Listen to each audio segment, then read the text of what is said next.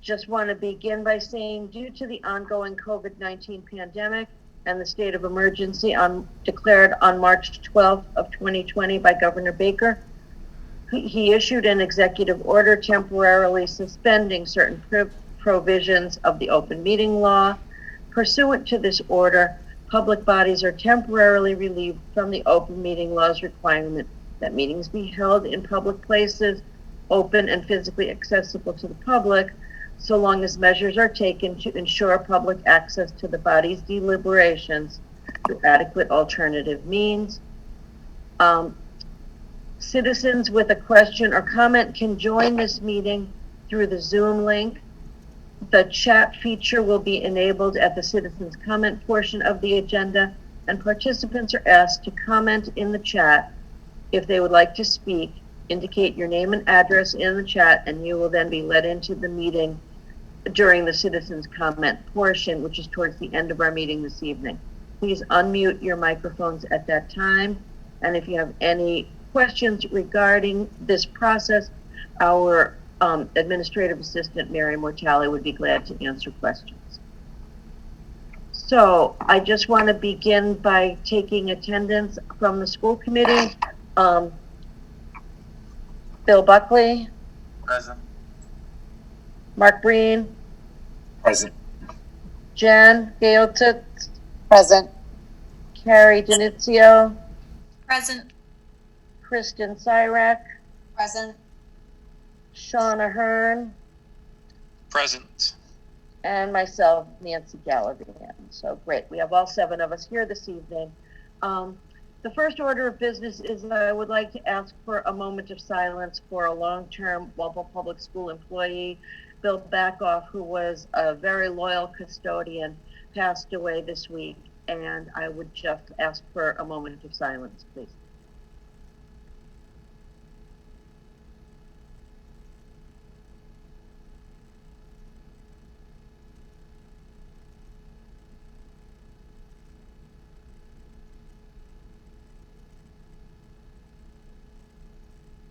Thank you very much, everybody.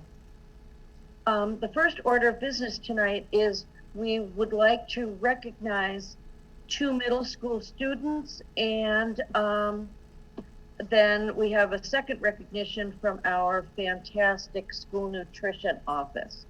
Dr. Goff? Yes, the first student we'd like to recognize from Byrd Middle School is Charlotte O'Malley. So maybe while I'm talking, Mr. Ahan, you can let Ms. O'Malley in. So each summer, the middle schools host an orientation day for our rising 6th graders that we traditionally called Sneak Peek. The students get to come and meet their teachers, explore the school, and also meet new classmates. Unfortunately, we could not have a traditional sneak peek, as you know, due to the pandemic. But Byrd Middle School has a student who made a video tour for our rising 6th graders last spring. Her name is Charlotte O'Malley, and she is a current 7th grade student. She wrote the entire script and works with her mother, Ann O'Malley, who is our library media specialist at Byrd Middle School, to film it. Charlotte spent an entire afternoon creating the video, and as a result, Byrd Middle School had a 25-minute video guided tour for students given by a fellow student, Charlotte. Her video was viewed 559 times and made a huge difference in helping our incoming 6th grade students get ready for their transition to school. Therefore, Byrd Middle School would like to publicly thank Charlotte for her efforts and recognize her as one of our outstanding Byrd Middle School students. And I shared the actual link to the video for school committee. So if you would like to take your virtual tour by a Charlotte, you're more than welcome to do so. So Charlotte, I don't know if you can, we can see you or show your, there she is. Great job, Charlotte. I think a number of us had a chance to watch your video. Can you just tell us what gave you the idea to do this? I think what gave me the idea was it was very helpful for me last year to have the sneak peek because I wasn't quite sure where everything was in the school and I just wanted to help the incoming 6th graders. by giving them a tour. That's great, because I think that as much as students really like to hear from the adults in the building, and you did a good job of interviewing people and introducing the students to the adults, I think there's nothing like a student speaking to another student. So that was a great idea. Thank What you. else would you like to share with us this evening? Anything?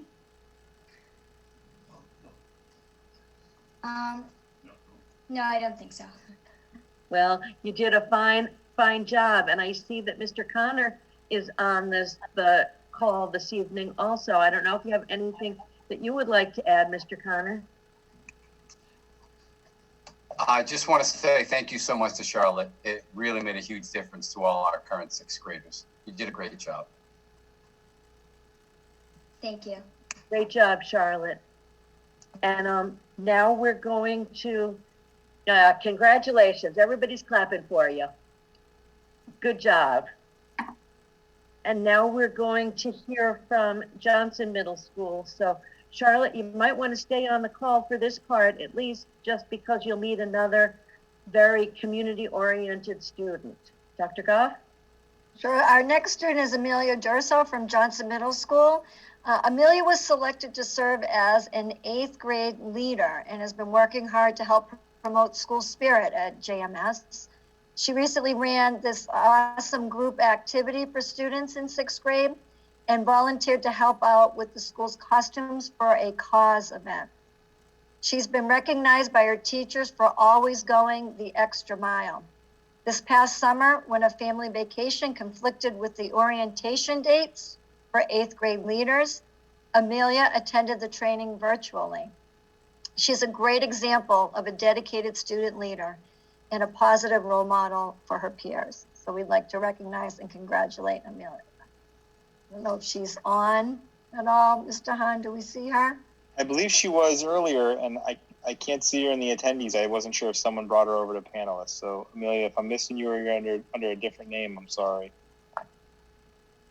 Maybe you can put it in the chat box if you're under a different name. We'll give you a minute, Amelia, but if you're here, please let us know that you are. We would love to give you a moment of congratulations. I imagine Jed is Amelia's, that's her father. We got her. We just got her. Thank you. Perfect, Here yep. she comes.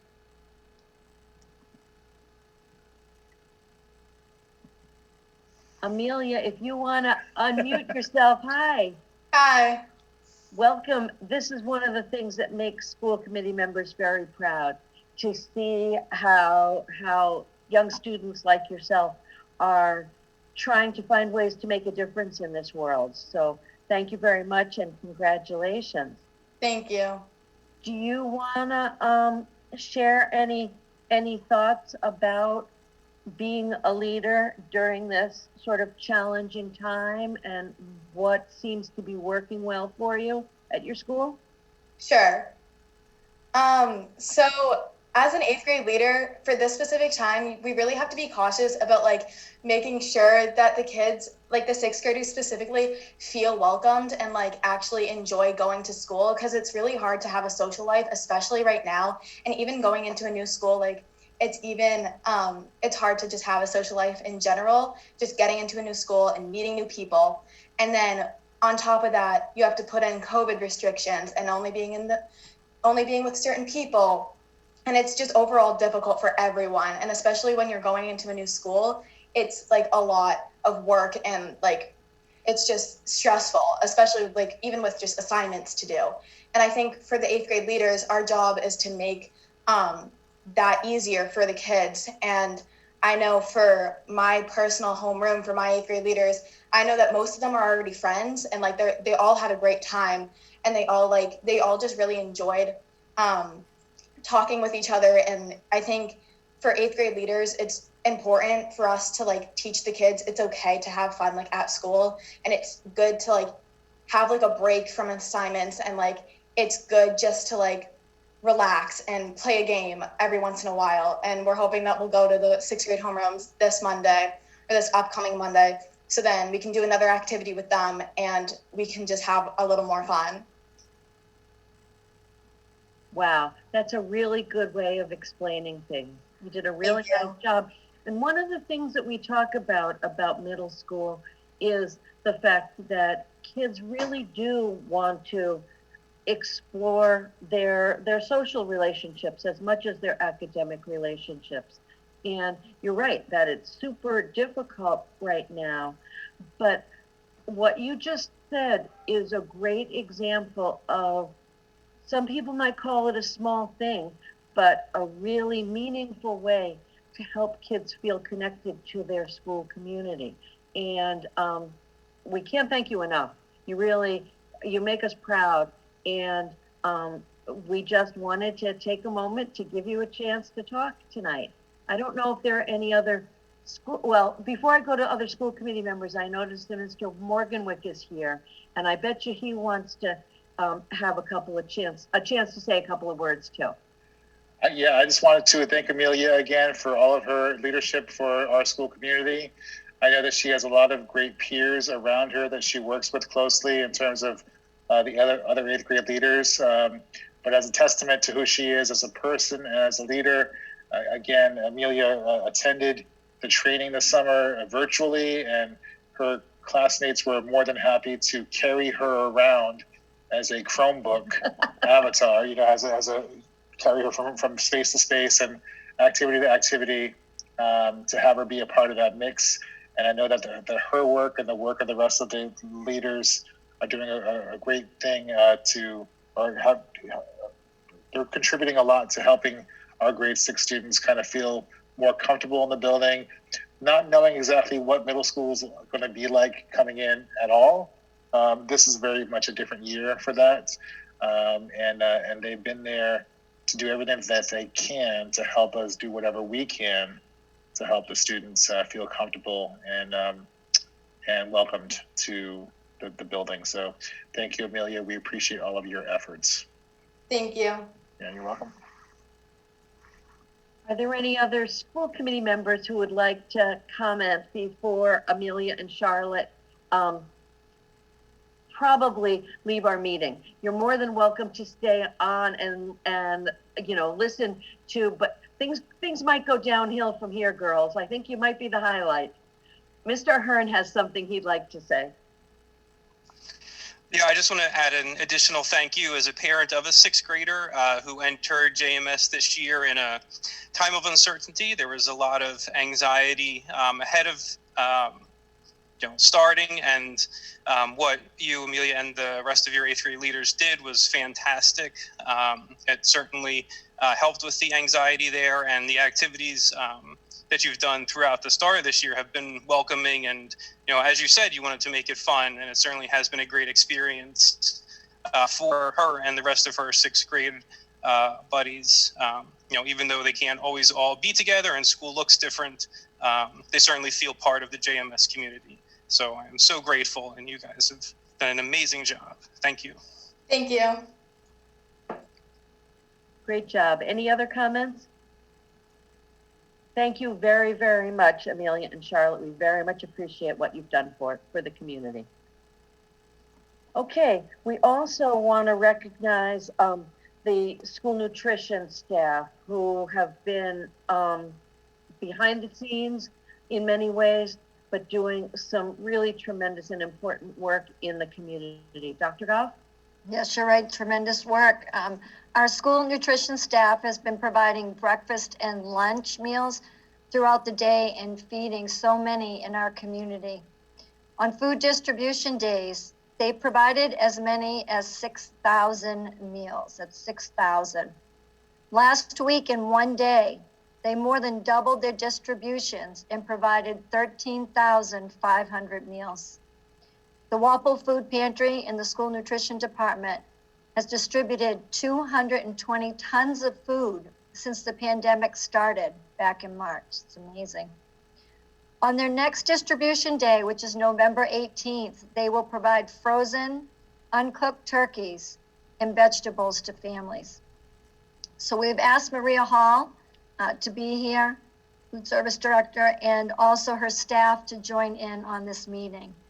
So the following I'd like to introduce and recognize, and then if they would like to speak to their experiences working for the school nutrition department. So we have Jackie Groden. She's a school nutrition staff at Johnson Middle School, and she's been an employee of the school nutrition since 2002. Sylvia Cuquay, she's a school nutrition lead cook for their central kitchen production, and she's been here since 2012. I'd also like to introduce Vanessa Mittis, who's the assistant school nutrition director, and she's been here January 2020. And then Andy Hilton and Jin Sang are our dietitian interns with the Walpole School Nutrition, and they've been with us since early September. So we'd like to recognize all of the school nutrition staff and thank them for their unselfish contributions. Very much so. And we have Maria Hall here. I don't know whether you, I'm sure that there are some things that you might want to add to what Dr. Goff has said already, Maria. So the floor is yours. Sorry, just trouble unmuting. Actually, I was wondering if the school committee would just give a few minutes to each of those people had a little something to say that is actually, I think, says a lot.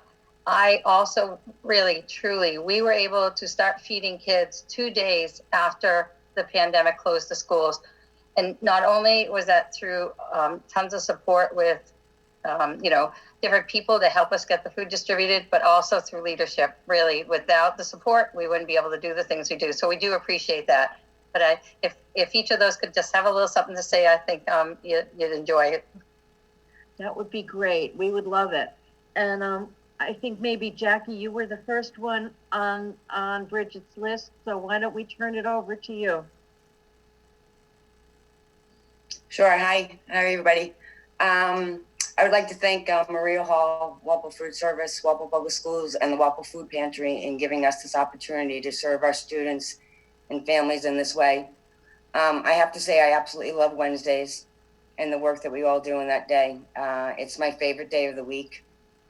The day is busy, but so satisfying, knowing that we as a community are coming together as one and helping our students in this way fulfills another need to our families during this time of COVID. The lines can be long, but that gives us an opportunity to talk to the parents of our students for a bit. They are truly grateful for the assistance that we are giving them. It's also nice to be able to say to everyone to have a great week and to let them know that things will get better and that we're here to lift that burden for them a bit. And personally, for myself, doing this job on Wednesdays helps me during this time. For me, there's no better feeling than helping others.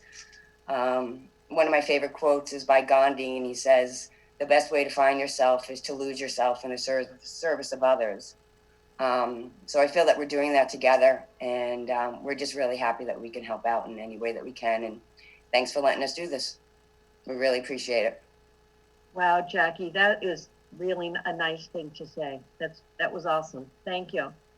Thank you. And Sylvia, how about you be next?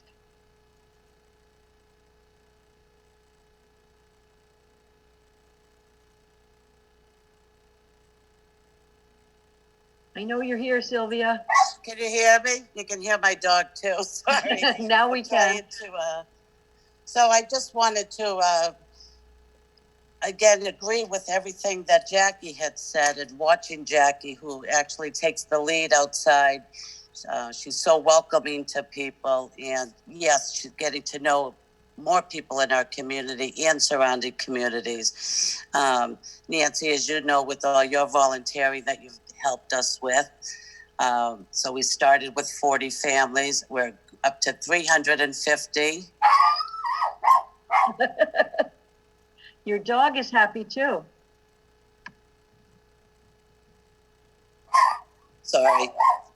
Sorry. So we're up to 350 and growing.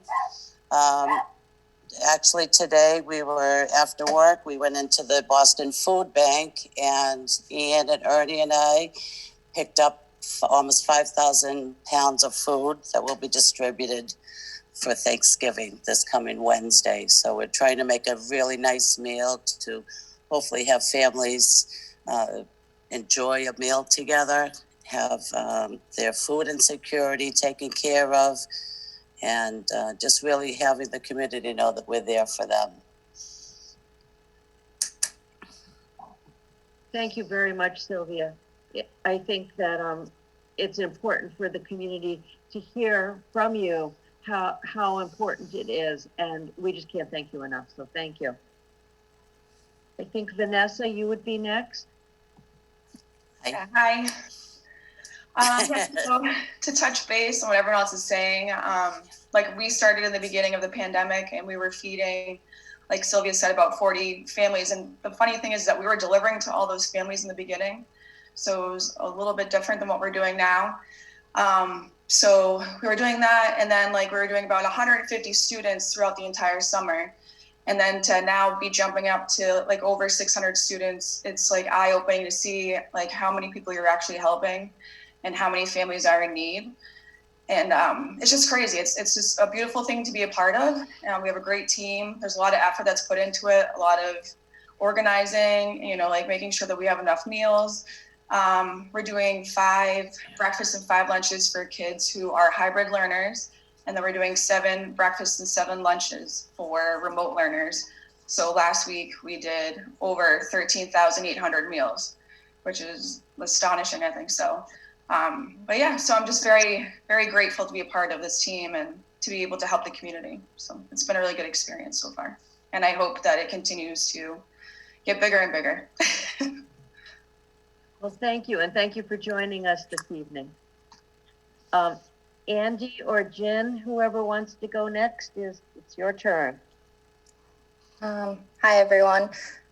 So I'm currently interning with Maria. It's been a long but exciting 8 weeks with her and her amazing staff. I'm so grateful for the opportunity to be a part of this and for the chance to learn alongside Maria and the Walpole School Nutrition team.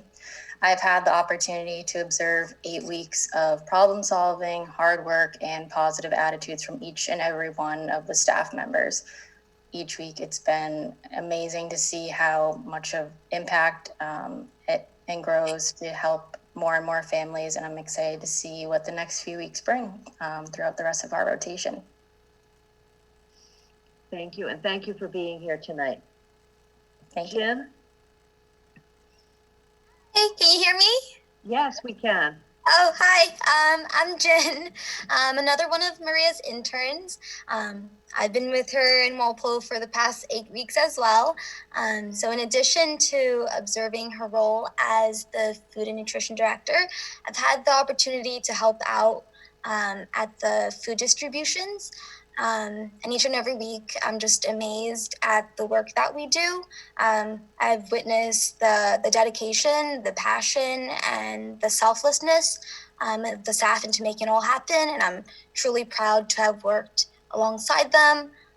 They've persevered throughout all the chaos, and they've put their all into what they do, come rain or shine. I definitely think Maria could not ask for a better team. She's really lucky to have them, and they're really lucky to have her. It's been a really, truly memorable experience. I think definitely I speak for both Andy and I when I say that being here has added great value to our journey as aspiring dietitians. That was all I had to say, but well, great, and thank you very much for being here with us tonight. Every time we speak to Maria, she always talks about how proud she is of her team, and I think that's one of the skills that I admire the most, Maria, is that you develop a team, and I think that it's coming through loud and clear how proud your people are to be on your team.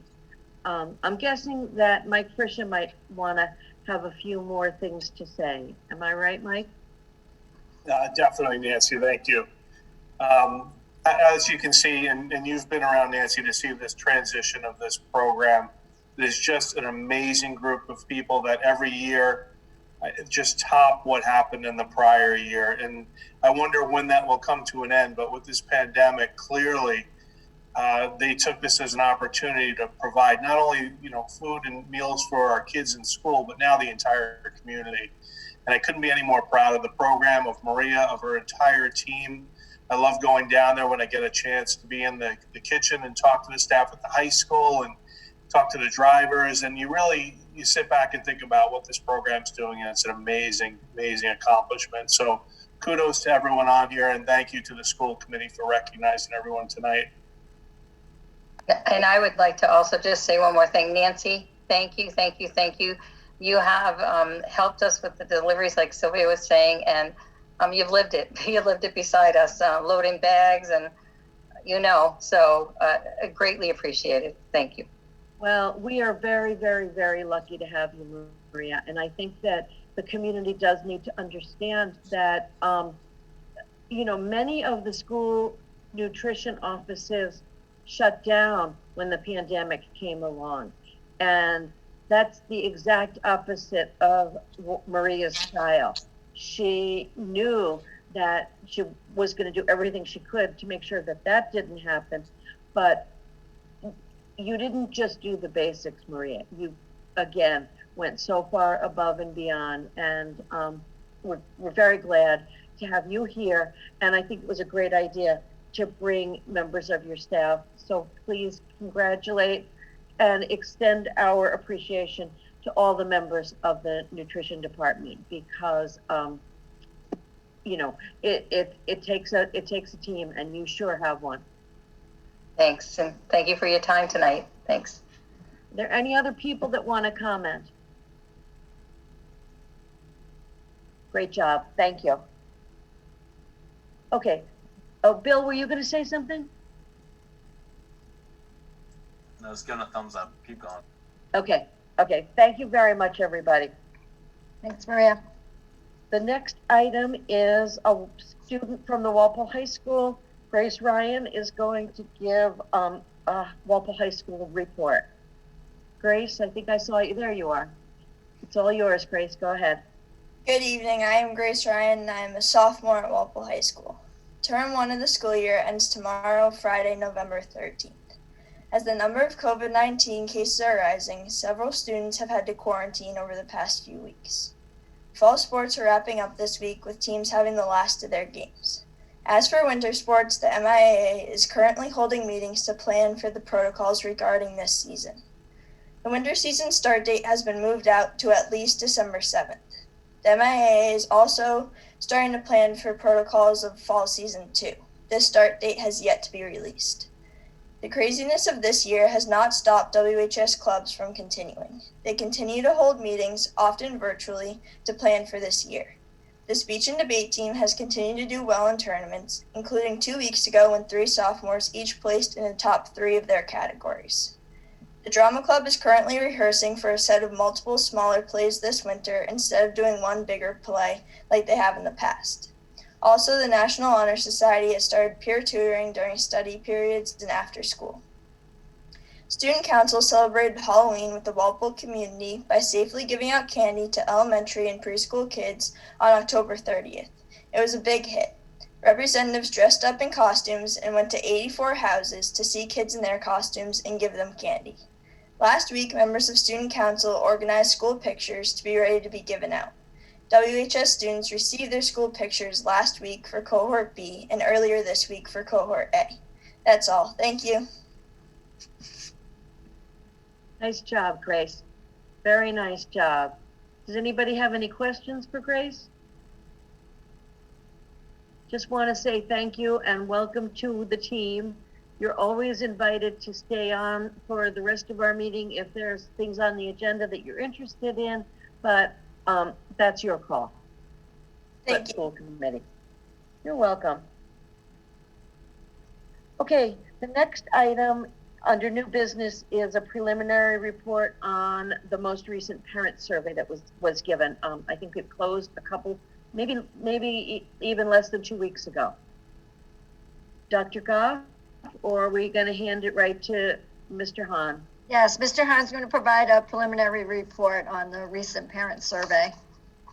Good evening, everyone. Thank you. So as many of our community members know, a couple weeks back, we distributed a survey to parents and caregivers to get their feedback. And that survey closed actually at the end of last week, so we want to present on it as soon as possible. Just to talk briefly about the survey structure,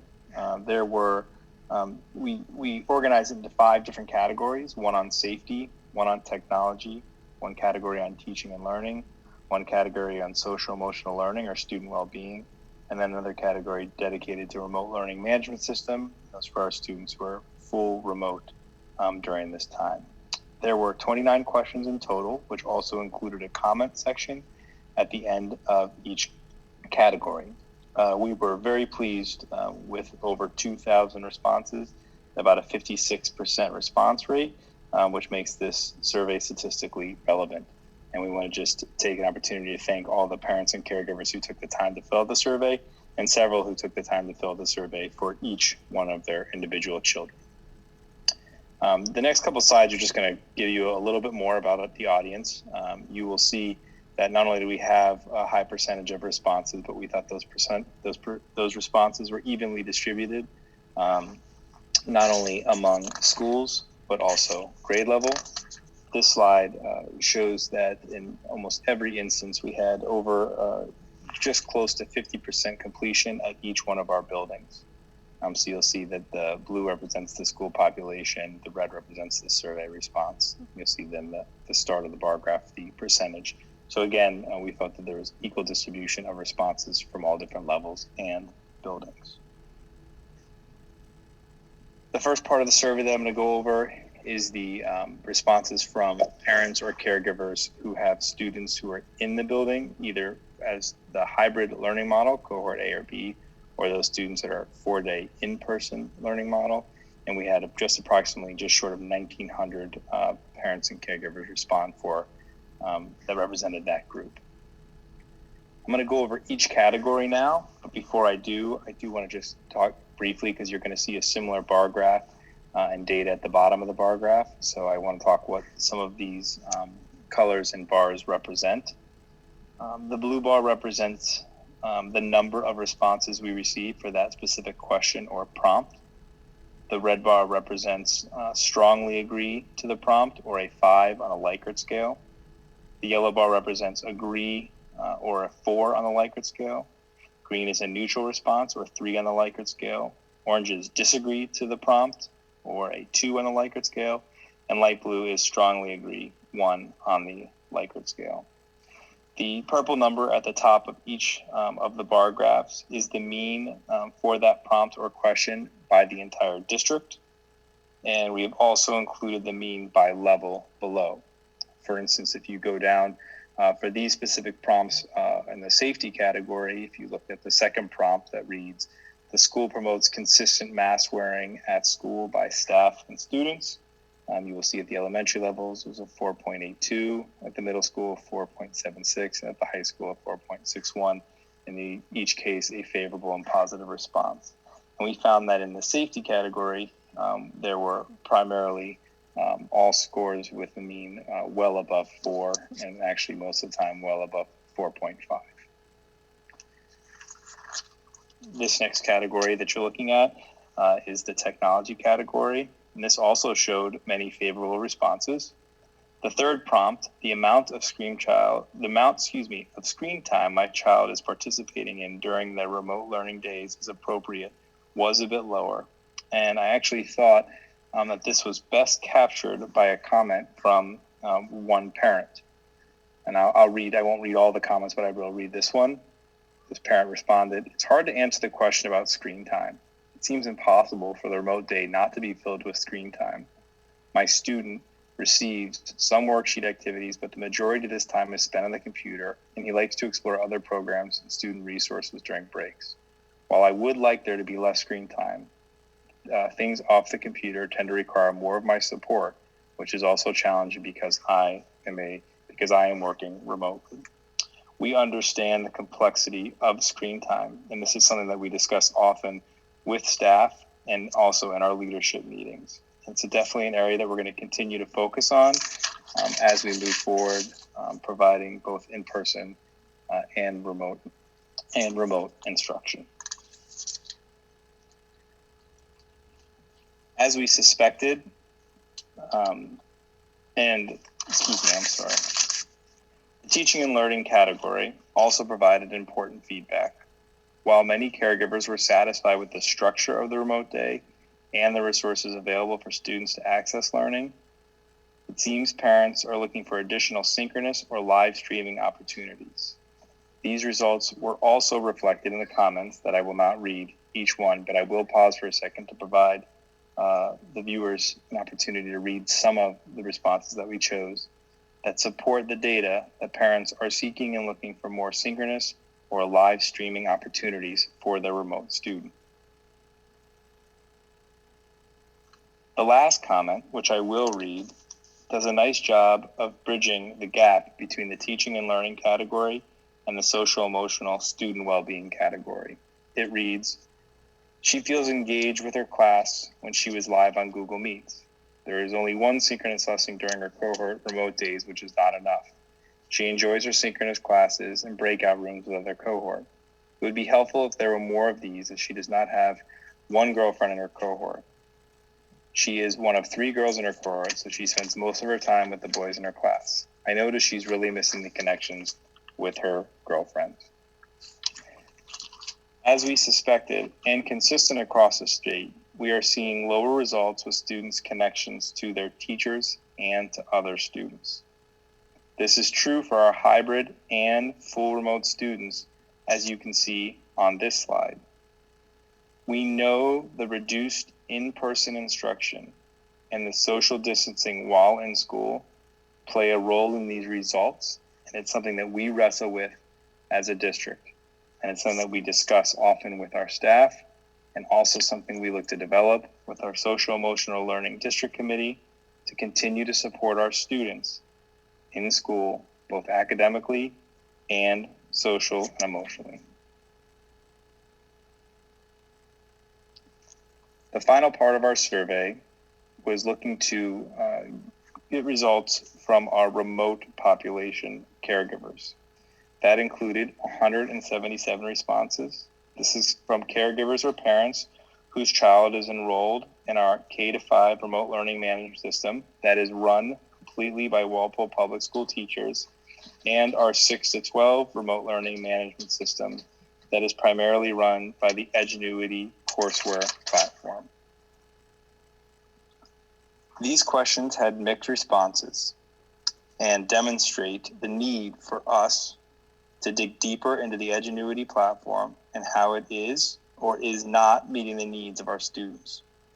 While some students have benefited from the flexibility of this self-paced, asynchronous platforms, others have struggled in this environment and in this area, and we need to focus our attention on how to support them as well. Overall, I don't want to lose sight that the overall responses from parents we received were incredibly and overwhelmingly positive. But as this survey was intended, we also learned areas to focus on and to dive deeper and to improve on. We know that we need to keep addressing and following the complexities with screen time. We know that synchronous instruction is important, and parents and caregivers identified that as an area of improvement. And we know that we have to focus on the student's social and emotional learning well-being in addition to their academic needs. This feedback is crucial to help us improve each student's learning experience. Walpole Public Schools will consider and provide continued support in the following areas: alternatives to increase screen time for our younger learners, increase synchronous live streaming teaching strategies to engage our remote learners, and provide increased opportunities for students to connect with peers and teachers during in-school and remote learning sessions. We are so thankful to the staff, students, parents, caregivers, and the community for the continued resilience, collaboration, and commitment to excellence in the first quarter of our school year. This survey will help guide our professional development for staff and make necessary changes to the educational program. We remain committed to provide the best educational experience for our students. And finally, I'd be remiss if I didn't also say a special thank you to Kathy Mortali, who is huge in helping me aggregate this data and prepare this presentation. Thank you. If there's any questions or comments, or you want me to go back to any slides, because I know that and move quickly through some of them, I'm happy to do so.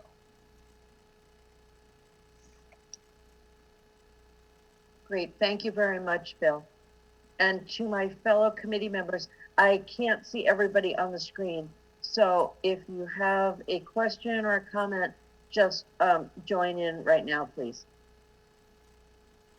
Nancy, I can stop sharing, and then if someone wants me to go back, I can reshare a slide, if that's okay. Sure, that's a good idea.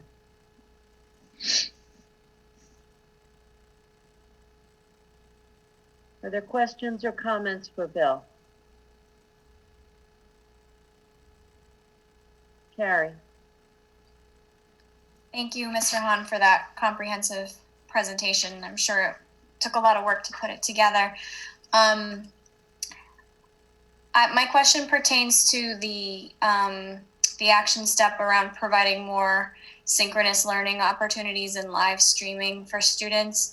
It makes complete sense to me that that is something that our families are looking for, because I know it's difficult for students, especially our young students on remote days, to maintain their level of engagement. And it's a burden on the working parents to try to support the asynchronous learning. I think everyone fully understands that. I guess I'm wondering if we know yet any more specifics on how we can achieve more live streaming or synchronous learning for our hybrid students when they're remote.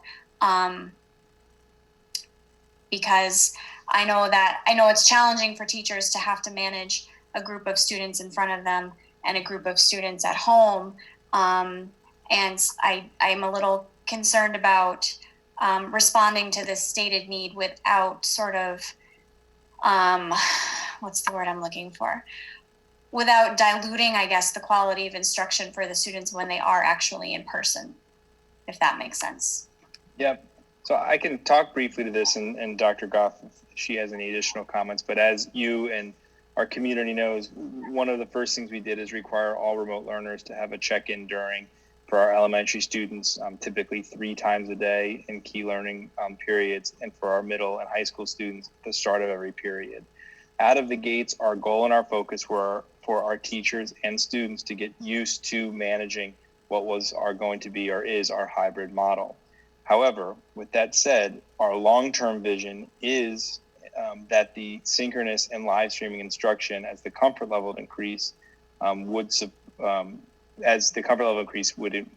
synchronous and live streaming part would increase as well. Also, what's important to note is that the platform we use to manage our remote students, Google Meets, has also improved their resources and allow more opportunities for breakout groups, which has, from the cluster and curriculum meetings that I have increased the synchronous and live streaming sessions from our teachers. With that said, we have a plan in working with our digital learning coaches to provide more specific PD in this area. And actually on November 3rd, I should note, we did provide some PD in how to use some of those resources. But you note something that's really important. We don't want in-person days to become almost like a hybrid remote day either, where they miss that connection when they're with teachers. And I personally struggle, and I know many of my colleagues do as well, with locking a teacher down into like one section of the classroom, standing in front of a screen the entire time. So we also want to do this meaningfully and thoughtfully. And I really do believe we can achieve that. And I know a lot of our teachers have spoken up that as they've gotten more comfortable with the technology and the platform and gotten more access to better resources, they are committed to this. And I know that this feedback, our teachers care deeply. And I know this feedback will also encourage those to develop more skills to do this well and effectively. Thank you. I know it's definitely not an easy line to walk, and I've observed, at the middle school level, sometimes that where in-person instruction is effectively, when a teacher is trying to do both at the same time, in-person instruction can effectively become just remote instruction within the school building, because the students are locked into what's happening on the computer so that they can be with their remote counterparts. And I'm not sure how well that serves students. So I definitely trust you and your ability to find that balance. And I want to proactively thank our teachers in advance for continuing to push themselves. We know what you're doing is not easy. And so we're grateful for your efforts and your willingness to kind of continue learning and improve the experience for all of our kids. Thank Bill, you. I think you've said it all. I think that the important part that he mentioned is, really making it meaningful, right? To look at how we're doing it and why we're doing it, and making sure that it's purposeful and with intent. And I agree, Bill, when you were talking about the now having the breakout room, right, access.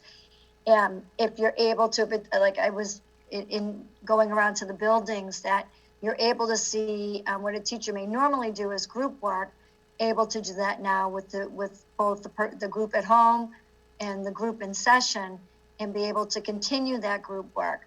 But again, doing it in a way where they're not looking at the in-person, not looking at a screen the whole day. So it really is trying to balance that competing interest and making it meaningful for both groups of learners. But you're right, as they have the access to resource and continuing with their professional development, and now being able to take risks. And I think our administration, our principals, are giving those teachers permission to take those risks and to try something new.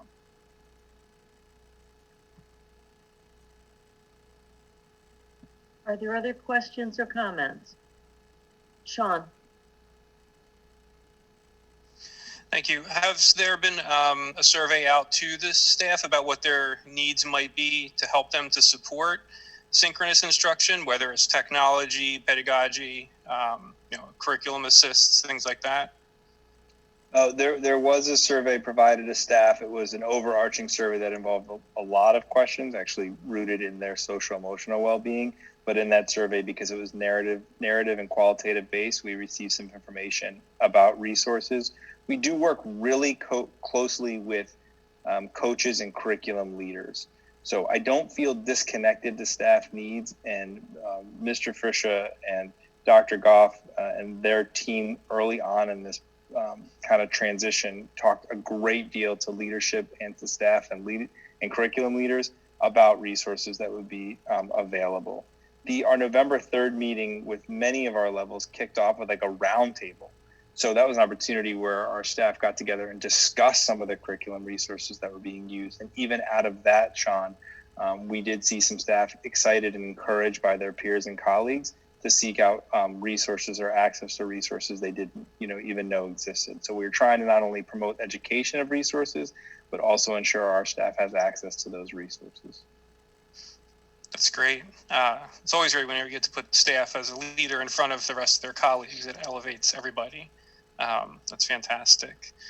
For the parents that are looking for some of this increased synchronous instruction, is there a time frame that they can be mindful of, or things that they can be aware of as we move towards that? Whether it's I feel like it's much more applicable and easier to do in the upper grades than it is the lower grades. But with practice, it is important, and it can be done well.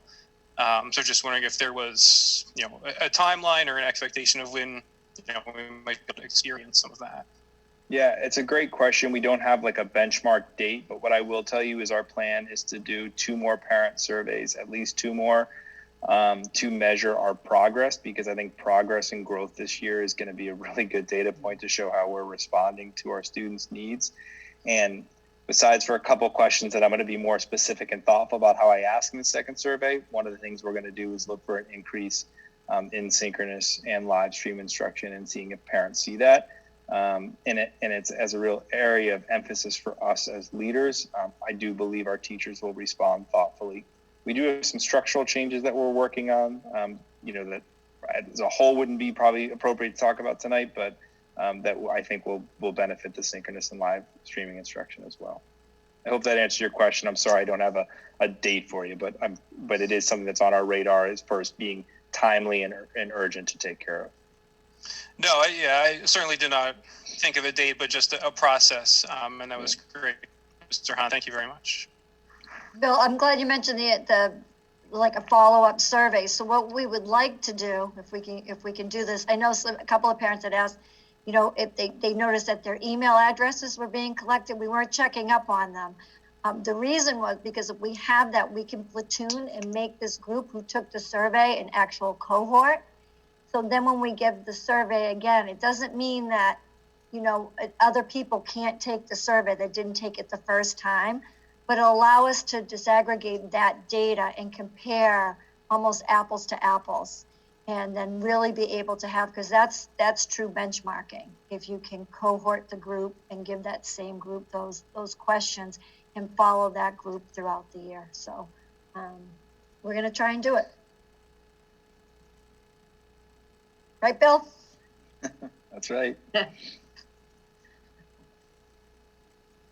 I would just like to add, I think that, you know, I think we were all very interested in seeing these survey results. And I think that we should thank you, but really thank all the staff for getting to the point where, first of all, it's November 12th and we're still doing this hybrid model. I think that when it was planned in the summertime, if you were to poll most people, I don't think very many people would have been able to say that this would be continuing as long as it has. I think that the fact that so many people feel that their children are safe and that safety protocols are being made is something to be very proud of. And you know, yes, there are always ways to improve, and I think that there's not a more dedicated and adaptable team than what we have. But I think that what we're hearing tonight is something that we should be proud of. I think that the most obvious questions are what's going to change, and you know, Sean was beginning to ask about that. Everything's going to change. Just have to be prepared to be adaptable, because as we learn a little bit more, the teachers are taking every chance to grow their craft. And you know, I know that people were hearing what the governor had to say last Friday, and maybe only listening to the headline of it, which said that we want students to be back in school in person as much as possible. What followed that, and it seemed to get lost in some of the news, is while still maintaining the safety protocols. So, you know, we have to be honest with people that we've gotten this far by being thoughtful and collaborative. We have a tremendous dedication to being adaptable, but we're going to do this in a thoughtful way. That doesn't mean that we're going to make changes without giving the proper level of thought to them. And the presentation that Bill just gave gives you an indication that we're constantly massaging and improving the craft of teaching, but we don't have the physical capability, nor do we have the confidence that we're getting health requirements that are telling us we can make a drastic change. So for people that are interested in knowing that we're not making drastic changes, we're going to make thoughtful, collaborative adaptations, and hopefully people will be supportive of the good things that are going on in our schools right now. I guess that's what I would say. Are there any other comments or questions?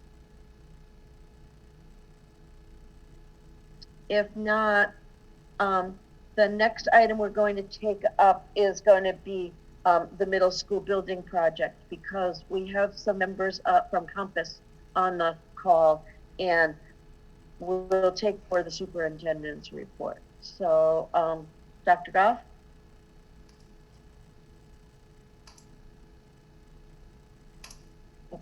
I actually forgot to unmute. You've been provided some information in your packets regarding the middle school building project, and part of that is it's a draft. It's a very large draft of many pages of what is known as a preliminary design program, or the PDP. That is, we need to submit to the MSBA. So Brian Jarvis is here to actually just talk a little bit about it and answer any questions that you may have. Thanks, Dr. Goff. I'm not sure if anyone had a chance to look through. I know there were a couple folders in there, but the big piece for the school committee really was the ED program, which I believe you've all reviewed in the past. Most of the other pieces are pretty standard and not necessarily within the purview of the school committee. A lot of it has to do with the actual sites and a lot of the, for instance, the title. There's a couple investigation reports into the existing conditions of both buildings. It's basically the preliminary information that the MSBA wants regarding the project. The big piece is the educational program, and then the second most important piece is the space summary, if you've had a chance to look at those. And basically the space summary is the square footage interpretation of the program. So basically these are the types of program offerings that we have, and it translates into rooms of this size and this number of rooms, etc. So that all goes into a space summary, and that calculates up a square footage for the building.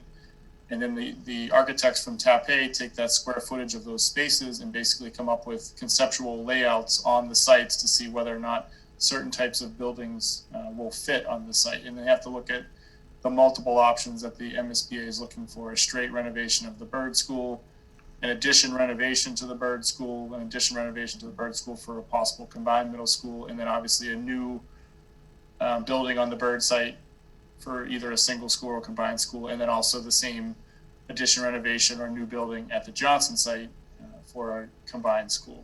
So it's really a lot of preliminary information. There aren't any decisions being made at this point. It's just the districts getting this information into the MSBA so they can see that the research has been done to see what options are feasible, and then what size building or space that the district might be looking for as the project progresses.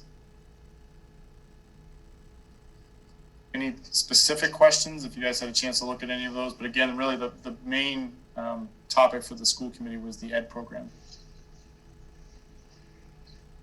There was an awful lot of information in that folder. It's kind of overwhelming, even know where to begin. But it was section 3 that has the grid that sort of matches with the ED plan, as I understand it. Is that correct, Brian? Yeah, I believe that's the space summaries. Yes. Yeah, so is there any? Go ahead. Yeah, and that's just the listing. We've gone through this at the building committee several times, and basically that's the square footage calculations associated with the programs, and then you compare the existing square footage in both schools. You compare the square footage of what the ED program says the district needs to deliver its program, and then you compare that to basically the model square footage for a middle school from the MSBA, and that's how the MSBA starts to evaluate. Is it the right size school? Is it too big, too small? Do you have the right number of spaces?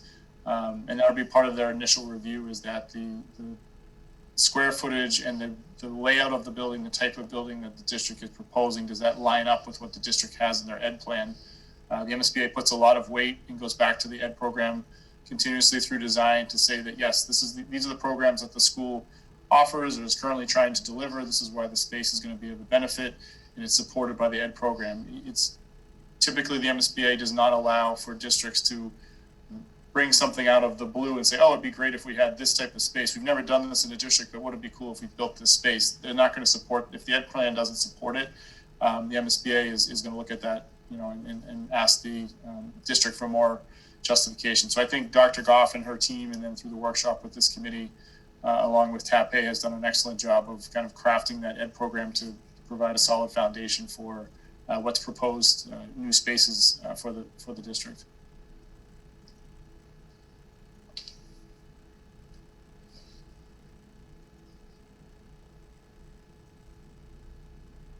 Are there any questions or comments? I have one if there isn't. I was having a bit of a conversation with Tony Pena, who's also on the Compass team. Yep. And one of my thoughts is we're building a building that's going to last in our community for a good long time, you know, so we need to be forward thinking in our planning. And a few of us had a chance to look at the Kennedy Middle School last week, and we saw some of the science programs that they're building into their school.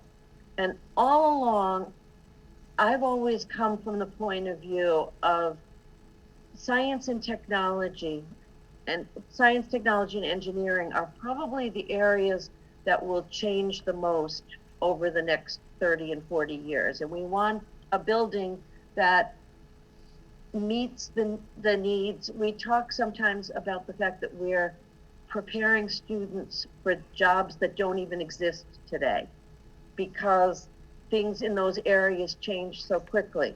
So I'm particularly interested in what they're doing in Natick with the hydroponics lab and outdoor gardens, because I think environmental science is going to be a growing field. And I understand we might be taking a risk putting that into our, whatever that grid is called, the space needs grid, or because there's a chance that we might not get reimbursed for it. To me, that's still a risk worth taking, because I think that it's, it might be one of the things that the community really values. And I guess my question is, would there be any harm in putting that in now so that we at least have a chance to have that conversation as we move forward?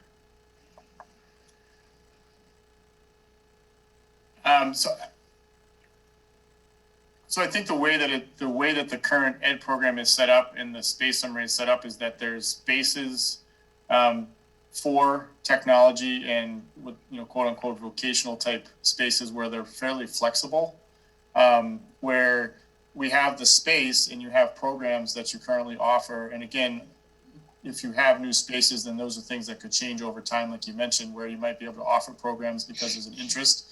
And those spaces are flexible enough as far as setting them up where you could outfit them with certain types of furniture and or technology as it changes. For example, like if you wanted to look into doing an aquaponics lab, the items that they have in Kennedy, most of those items are actually furniture pieces or mobile.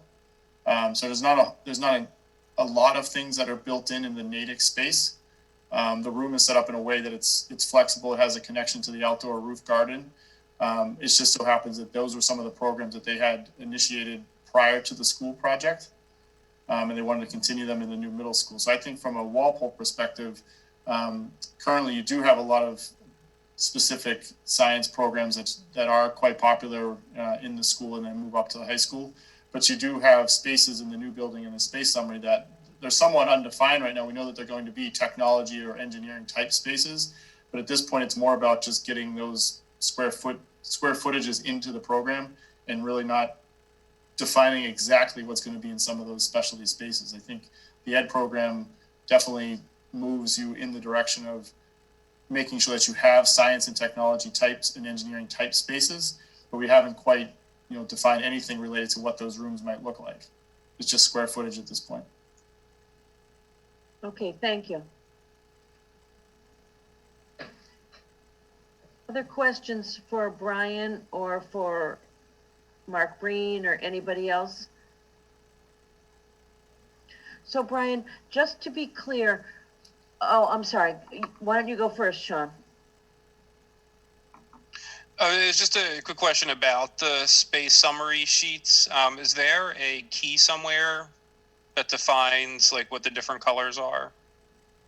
You guys have that available? What colors in particular were you referring to? Maybe I can answer that. Oh, it's just, I mean, there's some things that are highlighted, but then there's some things that are blue and like a, I don't know, lightish, reddish, salmonish, orange color. Trying to figure out if there was a rhyme or reason to the colors. Bridget, am I able to share? Can I share my screen? Hold on, I'm gonna make you a co-host. I can pull this up. There you go.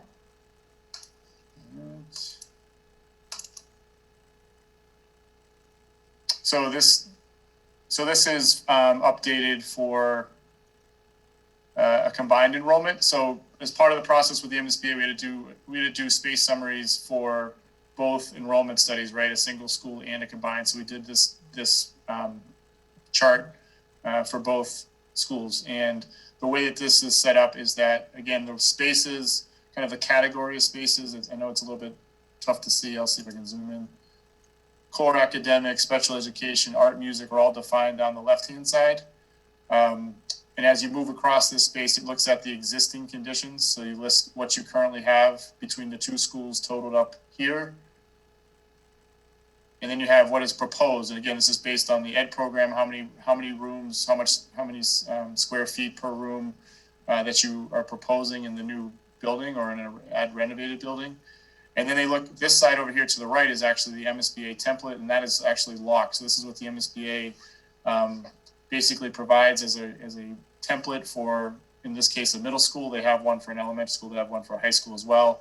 And they basically say these are the number and size of rooms that we think a typical middle school could have. And again, part of the MSBA's process is trying to level the playing field across all districts. They can't really put things into the program that benefit one district over another. If they said, a school should be this big, some districts might not be able to get there from an affordability perspective. So they come up with what they believe is kind of an ideal template based on, average square foot per pupil and things of that nature. So they come up with a template for a middle school, and then they compare what you're proposing against what they have as a template. So the items in yellow are some of the areas where, what is being proposed might exceed what the MSBA has as a template.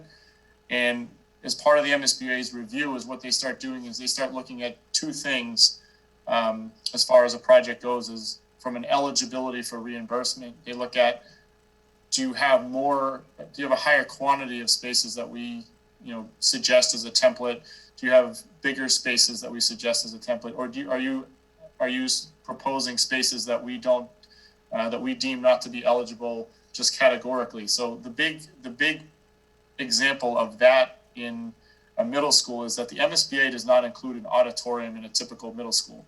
They do not consider that to be an eligible expense, simply because, again, it levels the playing field as far as what districts might be able to afford across the spectrum. So from a middle school perspective, an auditorium is a non-eligible space. And that's important to realize as you move forward. That's not to say that you can't do them. It just says that they won't reimburse for the square footage associated with the auditorium. So one of the yellow lines down, farther down on this slide, is they actually call out the auditorium, and they just say that you're, over the space allotted for an auditorium because they don't allow for an auditorium. So the yellow lines, to answer your question, are spaces that might be over the quantity, over the square footage. The green lines are just the category subtotals of square footage for a particular category. The blue lines are the existing spaces that you currently have. So that's basically, in this example, that's the total of Johnson and Bird, and the pink lines are spaces that the ed program currently says is suggesting for the program. So it's basically comparing what you have in the buildings, what you're suggesting, and totaling that all up by category, and then comparing that to what the MSBA basically allows in their model. And it's kind of a long answer, but it's a pretty detailed sheet. And down at the bottom, they get all the way through all of the different categories from an educational perspective. And then they look at the non-program spaces. So these are things like circulation, stairwells, mechanical rooms, and they total up what the square footage is for the entire building. And then compare that to what the MSBA says for the entire building. Thank you. That was very thorough, but much appreciated. And I can share one more that might kind of hopefully maybe summarize that a little bit better.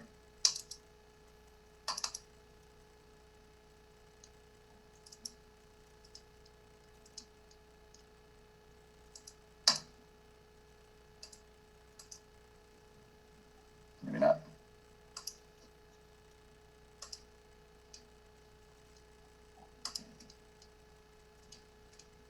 Oh, there it is.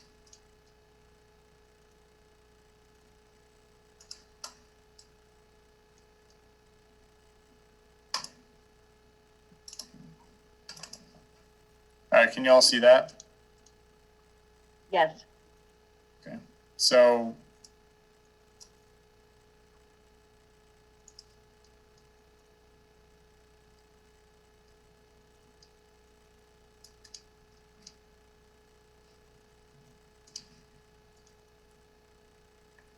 I'm sorry, I don't know why it's not populating.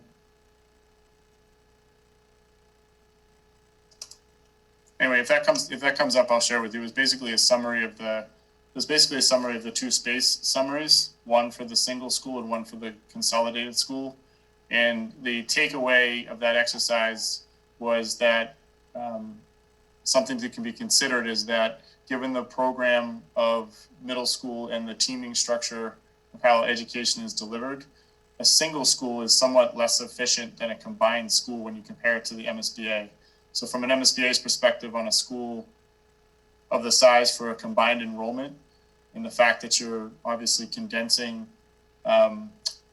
circulation spaces and things of that nature, when you combine the enrollment and get the template that the MSBA provides you for that size enrollment, you actually make better use of the space. So if I can get that slide back up, I'll show you, but that's one of the big takeaways right now is that it would look like a combined middle school is a more effective and efficient use of space from the MSBA's perspective, which is important when you talk about spaces that will be deemed eligible and then therefore eligible for reimbursement from the MSBA. If I may follow up on that real quick, was that in the slide deck that was used in the building committee's presentation from this past? That's what I was trying to pull up and it wasn't. Okay. So there was one slide in there that basically compared the two different size schools and kind of called out the spaces where, there was, maybe that made up the discrepancies, and it showed that the combined school is an more efficient building. Yeah. Thank you. I did catch that. It's up on the Walpole Media. Yep. Anybody wants to see it as well. And I think it's very informative. It's on the project's website, I think, as of yesterday. So if you go to the website, you should get that last presentation. Great, thank you. Brian, can you just explain, we have a deadline of submitting information next week, I believe, or before the end of November. Yes, the 23rd. Okay, so what happens after the submission? Do we hear back from MSBA in a given period of time, and what would we hear from them? So we'll submit the PDP to them by the 23rd. That was on our project schedule. They're expecting to receive it. They take approximately 2 weeks to review it, and they actually send back a very detailed, basically a review checklist, and they go through all the pieces of the PDP. They note anything that might be missing, or if they think they need more information. They will go through the ED program, and they will go through the space summaries in quite a bit of detail, and they'll actually call out when they think that the space summary does not align with the ED program, and ask the district to provide more backup and justification as to why they want these particular spaces or sizes of spaces. For instance, one of the things that I think we provided a substantial amount of backup for that, again, maybe falls outside of a traditional middle school template for the MSBA, or the amount of music rooms for the middle school because of Walpole's robust music program. So I think we're requesting 3 spaces if I'm correct, whereas a middle school program on the MSBA template has 2 spaces listed. But the district can support that everyone takes music in the middle school. They have that number of classes, they have that enrollment, they need those number of spaces to actually run the schedule that the 2 schools offer now. So that's something that the MSBA would call out and show that support on the ed plan. But it's basically that type of review, and then the district has a week or so to respond back with those types of answers, and then the MSBA will formally vote on the PDP. Okay, thank you. Are there any other questions about the project itself? We're going to talk a little bit about our decision to consolidate, and we also want to just advertise to the community that we're having a chance for community feedback on Tuesday night, November 20th, at 7 p.m. And that is going to be done virtually. We've advertised it in many different places, and Brian is bringing up the flyer right now. So that would be me, Nancy. Yeah, I'm a little savvy there. Yeah. Bridget's got it working. Thank you. Thank you. Okay. And, yeah, it's the 24th. Oh, good point. I said the 20th, didn't I? The Tuesday, November 24th. Yes. Thank you. So any more questions for Brian? If not, we wanted to talk a little bit about the consolidation possibility. Dr. Goff? Yes, I know that at the forum on the 24th, a lot of that is going to focus on consolidation. And I know that we were talking about, in terms of the presentation, to be able to let people know both the pros and the cons of consolidation. And I know these past several weeks, the school committee has been talking about those pros and cons, and we've been putting a spreadsheet together with both the educational components and then from Compass's viewpoint, some of the fiscal components. So we just wanted to make sure that, in terms of getting these pros and cons together, what do you think the community would want to know in terms of, are we missing anything, so to speak? And Nancy, feel free to add. When we're looking at that and presenting that to the community to be able to answer their questions, because I know you have to vote on this consolidation, I believe, the next school committee meeting. Mm-hmm. Kristen. I just have a quick question. So the plan is due on the 23rd to MSBA, but we're talking about consolidation on the 24th. So is there, I think you said, and I just wanted to reiterate or clarify, that what's in the PDP includes several options and consolidation is not one of them. So I don't want to sort of mislead people or give the wrong impression that we're submitting something on the 23rd that talks about consolidation, but we're not talking about it in the community until the following day. So I just wanted to kind of clarify that the PDP includes multiple options. Yeah, the PDP is simply just options and no decisions. Okay. So I think in some previous presentations we talked about, and the reality is we say options, and they're not necessarily options for what a building. It's really solution options. So if you think about it like at a solution level, like, are you talking, is it just a renovation of Bird? Is it an add reno to Bird? Is it a new building for just Bird or a new building for combined middle school at Bird? So it's kind of those solution paths. Each of those paths have several concepts, and those are listed in the PDP.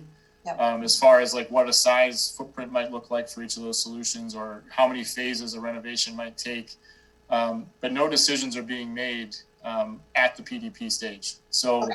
I just want to clarify because the dates are so close. Right, and the decision for consolidation, as Dr. Goff mentioned, is going to be, I think, in early December at one of those school committee meetings. At which point, that obviously, to consolidate or not consolidate, is going to rule out many of those options, right? You're going to go one way or the other. And then a final decision on the district's preferred solution, meaning this is the one option that we really want to advance forward, is due to the MSBA by the end of February. Okay, thank you. Mm-hmm. So Bridget was just talking about trying to have something that we can give to parents and the public to understand some of the things that that have that will lead up to our decision about whether or not consolidation makes sense. So she was talking about creating a pros and cons chart. And I don't know if this makes sense to people or not, but a thought that I had was in some ways, I think people are looking for something that is concise and is easy for them to come away feeling like I know that there are 5 or 6 points that really made sense to me. You know, maybe 10 points, but not particularly not particularly wordy document. I think that potentially there needs to be some backup to that, and I think kind of at the same time, either we create a backup document or we begin a piece of the question and answer type format for consolidation. But I think that ideally, if we had something that is fairly concise, that would be most usable to people. I'm throwing it out there to see what the other committee members have to say about that, though. Mark? So I think one thing we need to put in the pro column are some specifics in terms of what we achieve in terms of economies of scale, like you know, one large building is cheaper to build than 2 smaller buildings, you know, to that effect. And if we can come up with any round numbers as to what those economies are, and as well when it comes to staffing and scheduling of students, you know, what opportunities there are there specifically. Maybe so. I mean, we can speak in general terms, but I don't know if we can put any numbers to any of this. Bill. Madam Chair, just on Mark's point, at what point will we be able to put general numbers to a given proposal? Like, you know, what's the ballpark of renovating Bird cost versus the ballpark of building a combined facility at the Bird site or in the wooded hills of Johnson and things of that nature? So we got conceptual estimates back this week. We actually have a meeting with the architect tomorrow to start to step through that. And the output of that will be kind of those, again, a conceptual cost, but broken down by soft cost and construction cost and, you know, peripheral cost. For instance, in a renovation option, you know, it's probably not possible at all to move the entire school out of that building and gut reno it. So you need to somehow stage it with portable classrooms. And do you move one grade through that, you know, every year and do a floor or a portion of the school? Like, what does that scenario look like? So we're going to put a kind of a range, order of magnitude on those particular options, inclusive of a professionally estimated construction cost based on square footage, which we know from the space template, to say, hey, a 120,000 square foot school at X dollars a square foot, it's costing this these days. You know, this is the range. So by Monday, and our goal is by next building committee meeting, which is Tuesday, to have kind of that range of cost for each of the options that are, you know, again, solution scenarios that are currently on the table, and that'll factor into, you know, the evaluation of those options of which one starts to make the most sense. No, I think that's very helpful. And when you talk about kind of like peripheral costs, things like at the back of Johnson, are you leveling the hill? You're clearing tree, all that kind of stuff flows in, and I think it's very helpful. And we've been talking about, you know, I think not to dive into the consolidation question, but it stands to reason that one new building is probably cheaper than renovating too, but it would be really great to be able to kind of, in broad terms, for the next community forum, kind of dive into that with greater specificity, and especially in the carving out of different types of costs. I think that's a really helpful piece. Yeah, and as we start, so as the building committee starts to evaluate these options in the next stage for the the answer that's due at the end of February, we will have kind of a very, very basic matrix, kind of listing the options on across the top, and you have kind of the different evaluation criteria that is important to the town down the left-hand side, and cost becomes one of them. What's that initial cost? What's the long-term cost? What are some of the deferred costs? For example, you do a Bird project now, and then you have to defer a Johnson project for how many years, right? And then as you wait those years, the cost of construction goes up. And then the other thing from an efficiency of scale is that you build two separate schools. Well, you have two separate circulations, stair towers, elevators, hallways. The square footage of those buildings separately is bigger than the square footage of one combined school where you're sharing some of those spaces. Therefore, the cost of two individual schools, in theory, is more expensive simply by one of those factors alone. Other things to think about are, impacts to the students during construction. Obviously, addition and renovations have a lot of impact to the students in the building, whereas building in the woods of Johnson might not have any impact. So those are things that start to get evaluated, and what becomes more important to the district and the town. As you start to fill out that evaluation matrix, you'll start to see solutions kind of rise to the top that have a lot of advantages compared to few disadvantages, and you'll start to narrow those things down. Another option, another evaluation criteria that's going to be on there is impact to the fields at Bird. I mean, right now, we are looking at an option or two that would be built on the fields at Bird, which is obviously from a construction perspective very easy, but from a town perspective might not make the most sense. And then you have the peripheral cost of what do you do with how do you replace the fields?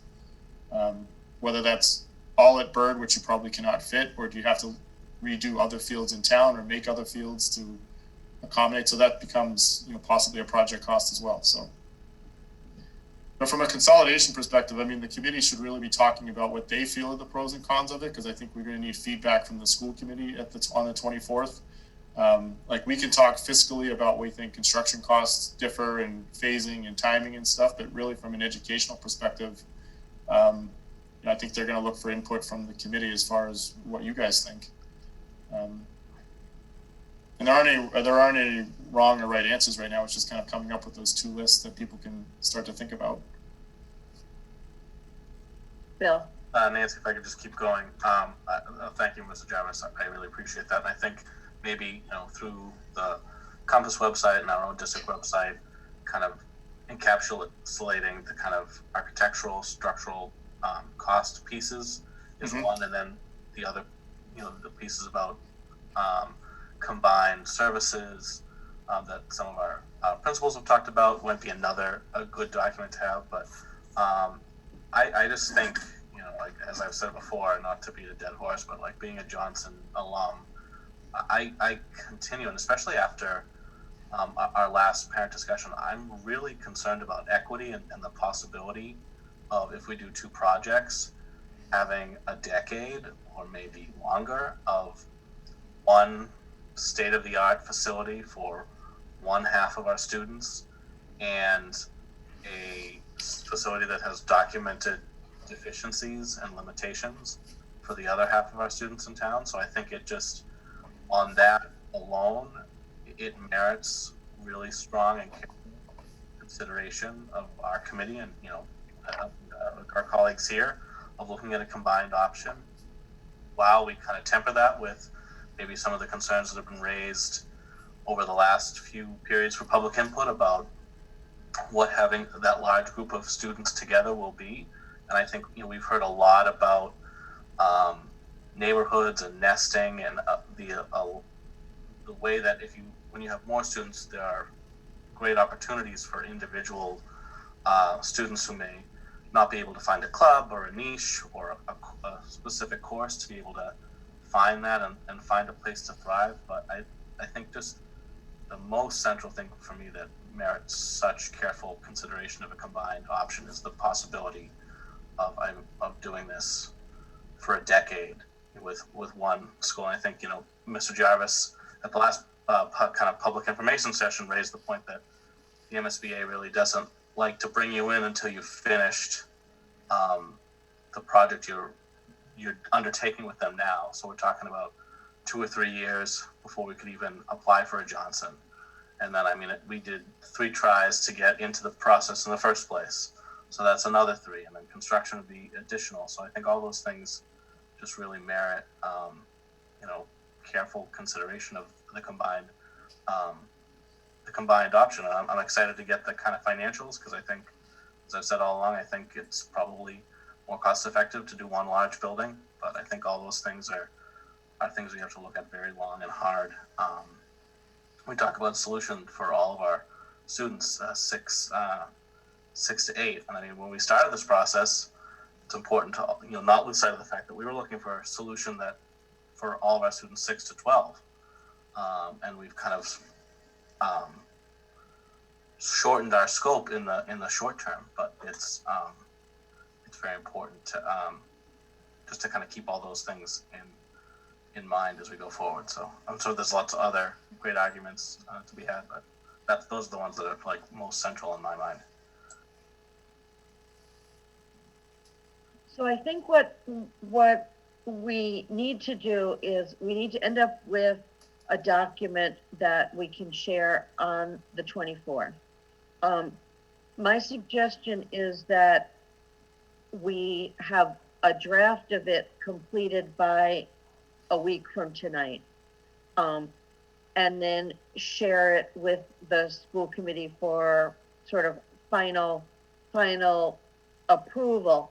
But in order to do that, I'm hearing Brian Jarvis say it can't be all about the financials. There needs to be the educational concepts that each of the 7 of us feel strongly about, because we're the ones who are going to vote on that piece of it. And I think that community members are asking for our opinion on it as well. So in order to get this document, I think we all need to work on it over this weekend, and take a couple of concepts that we feel strongly about and explain why we feel that way. And then whether it's, I think we probably are going to need to rely on you, Mark, and Bridget and Brian, and I'll be glad to help to condense it and consolidate it. But I think we need input from all 7 people. Carrie? So we have just quickly, we have a draft, kind of a matrix that other districts have used in the past, kind of as a starting point. And I know Dr. Goff has, kind of tweaked it a little bit. So we could probably circulate that, because it has a lot of good, at least conversation starters or things to get you thinking about. And it is broken into kind of the educational, the operational, and the kind of fiscal aspects of a consolidated building. So that's something you guys could definitely tag on to. Yeah, I can share that with you. That would be great, Brian. Carrie, and then Chris. Okay. Chris, another question. I don't have a comment. I just didn't know if you could see that Jen has had her hand raised, her virtual hand. So did not see that. No. Hi. Thanks, Carrie. I was going to say too that one of the things I remember from the last presentation we did with the public was coming up with another flyer too, just to inform people in the public who really haven't been following it. People were asking, if we had a document just to kind of pass out to neighbors. So I didn't know if we had worked on something like that, but I think that consolidated document is too much information for somebody who hasn't paid attention at this point. I think you also want something that's like a reminder of, no, we're not renovating the high school. We are building a middle school. We're considering 2 options, but it should probably be, higher level bullet points for somebody who's just coming into the discussion, and then, where they can get more information. Right. So we actually talked about that. When was that discussion? That was Tuesday night now. So we talked about that. We actually have put together a frequently asked questions list from those two forums. So we're just kind of finishing the bullet point answers to those, and those will get up on the website. And then we talked about doing that, one pager kind of for the citizen that might not have, children in the program or something at this point, that they could at least get a one-page overview of maybe the process and some of the key points of the project at this point, and then they could go to the website if they want more information. So yeah, we are putting that together, and our goal is to have that out early next week in advance of the 24th for at least a week or so, so people can get a chance to look at it. That's great. It's so nice having someone professional to pull together some of this stuff. Thank you so much. We try. Seriously. Kristen, you had a question. I did. I was also going to point to Jen first, in case you didn't see Jen. Yeah, I did not see that. Thank you. I kind of think there's three things that might be helpful that all can feed from each other. Right? I think the FAQ is helpful for people who need to digest sort of more and see things in written form. I think the matrix sounds like a really great thing to look at those comparisons. And then maybe from that, we can do sort of like an infographic that really kind of spells it out super cleanly and graphically for people who need a little bit of that. But I think they all kind of seem to fall from each other. Maybe there are a couple of things in the FAQ that we can show as a comparison, like, we offer 2 extracurricular programs at Johnson right now and 3 at Byrd because those are the kids that sign up. But you put them together, we could actually offer 7 because there's just different economies of scale. So like little things like that I think if you show it graphically would also help. But I feel like that could come from the FAQ. I also think that in the long ed plan that we read, the text version, not sort of the condensed one that was in those files, there are a lot of things that we can pull out also that are probably in the FAQ, but some of those might fall out because there were some descriptions of why a consolidated middle school would work in some of those cases. I remember there was a part about special ed and STEM. So I think that also had some really good, probably answers already instead of trying to rewrite some of the answers in an FAQ. So I think, all of this it's all there and it can be teased out in a couple different ways to help people who learn or consume information a little differently. And I'd be happy to help with whichever piece. That's great. When you said infographic, that just put me right over the edge. Like I would not know how to do that, but I know that you do. So that's awesome. That's great. All right, Kristen, it's all yours. Sure. All right. I know, be careful what you wish for, right? No, but you're right, because people do digest information differently. And I think you're right in terms of it, that would be a comprehensive approach. So, realistically, I think we want the pros and cons, the one pager for the 24th. I think we want that flyer that Brian was talking about, if you're new to the conversation flyer, for before this meeting also. And if the FAQs and the infographic will be an ongoing thing, but I think we should give ourselves a short deadline on the other 2. I don't necessarily think they have to be complete by the 24th, but in progress would be good. Okay, anything else about the consolidation discussion? Bridget, you're going to send us the grid that Brian was talking about, and maybe an empty grid for us to make it for Walpole, and you'll do it in such in some sort of Google form so we can all see what each other is working on, correct? Sure. Yep. Okay, great. And let's try to put some time into it if possible this weekend, but know that we want to be putting finishing touches on it a week from tonight. Okay? Great. Thank you. And thanks a lot for being here tonight, Brian. As Jen said, it really is helpful the professional expertise that you bring to the table. So thank you. Thank you. Yeah, anytime. Okay, Thanks, good. Brian. Thank you. Okay, that gets us to the superintendent's report. Bridget? All right, thank you. They actually, at little past 5, probably 5:30 today, they just released the new numbers for Walpole. So if you didn't get a chance to see that, it was up to 57 cases. Again, you just have to remember that's like within, they do the 2 weeks. It goes back 2 weeks. So if you think about it, a few weeks ago on October 21, it was at 20 and it gave us a 5.5, which put us in the yellow. And when it was released, we're up to 13.2, which still keeps us in the yellow with the new metrics. If you didn't get a chance to see the press conference last week, before, to put you in the red was greater than 8. And now what happens is to put you in the yellow, it's your greater than 10 average cases per 100,000, or you can be at a 5% positivity rate. The difference between yellow and red is with red, you still would be over 10 cases per 100,000, but it's and a 5%. So that's the difference that puts you between a yellow and a red now. That's the big change. So we went, we're up to a little over 2%, 2.34 in the town. And we're at 13.2, which puts us in the yellow. So we're gonna have to just watch it, watch the trend, work closely. We'll continue to work closely with our Board of Health.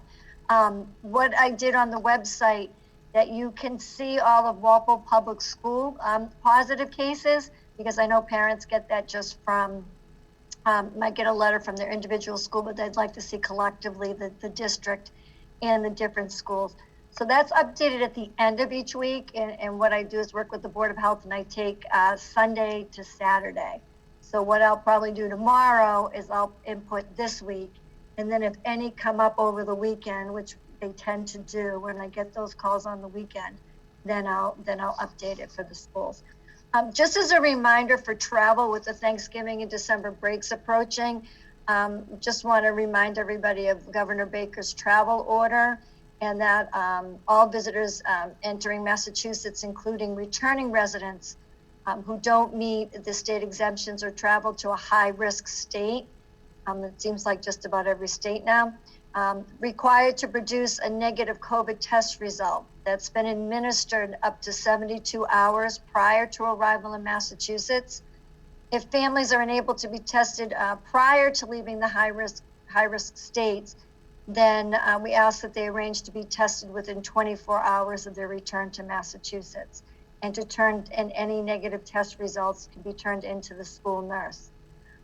It's also important to remember, while waiting for those test results, those negative test results, that children must remain home under quarantine and not return to school until a negative test can be produced or the 14-day quarantine day has been completed.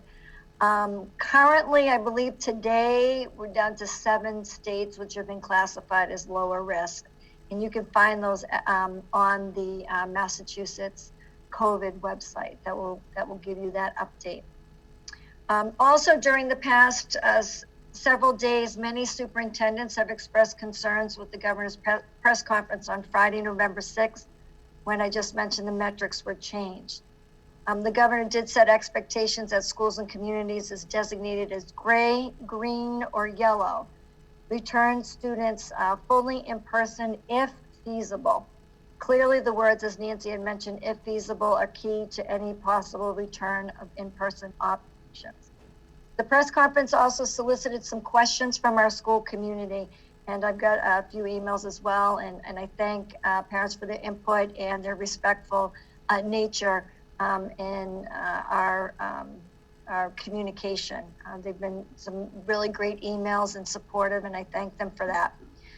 Fortunately, we were able to get our kindergarten students, as you know, in 4 days per week, but due to space constraints, other than our high needs populations, as people know, we've been unable to add actual grade levels to attend to in-person learning. We know that some other districts may have been able to get in first grade or second grade and even third grade. They've been able to do this with lower enrollment, and they're still maintaining the 6-foot distance and are able to have the capacity to do that.